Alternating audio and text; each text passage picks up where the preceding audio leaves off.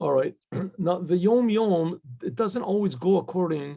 The Yom Yom, first of all, these are sayings or how do you say the instructions by the previous Lubavitcher Rebbe that were gathered together by his son-in-law, and his successor,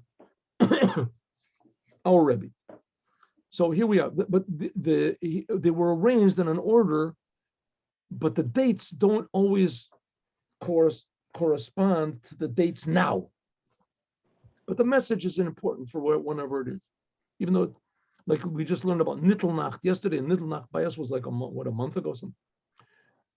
The one called for the last Aliyah. No, it wasn't. It was 2 weeks ago. Okay, it says Chazak. When we finish, okay, here we go. When the Tzemach Tzedek was a boy, the Tzemach Tzedek, the third Rebbe of Chabad, when he was a boy, and he learned in the Torah, Yaakov lived in the land of Egypt 17 years. That was last week's Torah portion.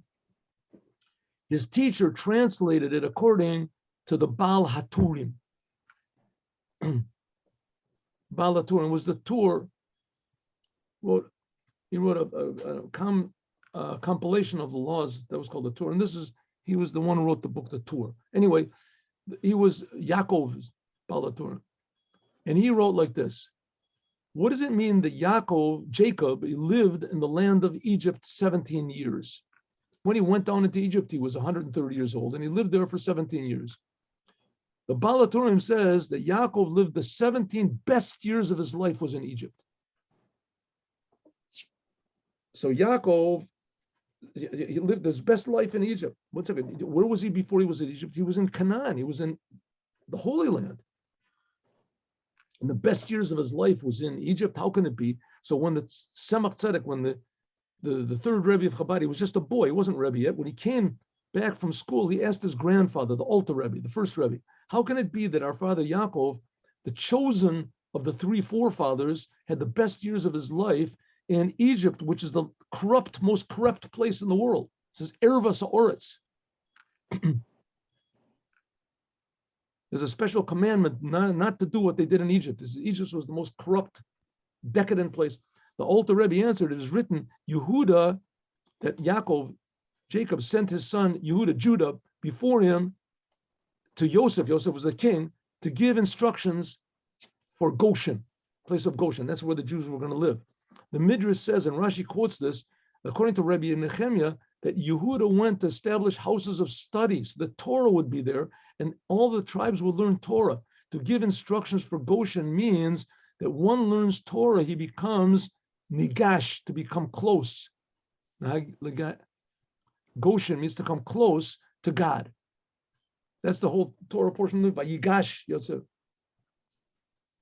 So also in Egypt, it was true to say Vayechi, that he lived. In Egypt, he was in exile, but nevertheless, he and all of the tribes, they learned Torah there. To tell you the truth, exactly what Torah they learned, I'm not exactly sure. On one hand, it says that Abraham, Isaac, and Jacob, they knew the whole Torah before it was given. On the other hand, it says that Yaakov learned in the place of Shem and Aver. Now, Shem and Aver were not Jews, and they were not connected. So what type of a Torah they had? So it must be that they learned the 7 Noahide commandments, and they must have learned ideas of Kabbalah.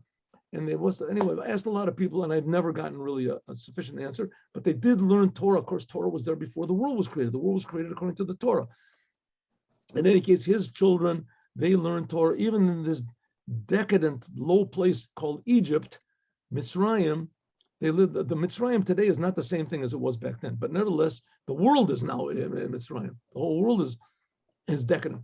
It says that the Jewish people learning, when they learned Torah, all of them all together, and he saw all of his sons learning Torah, and they were all together, even in this place of corruption. It was the best years of his life. Have a good day with Mashiach. Now, God willing, 3:00, we will learn. We'll finish the Sikha of Lubavitcher Rebbe, and I will put up the Torah with the commentary portion for today about Moses and the burning bush, etc. Have a good day. Shalom uvracha. Thank you for coming.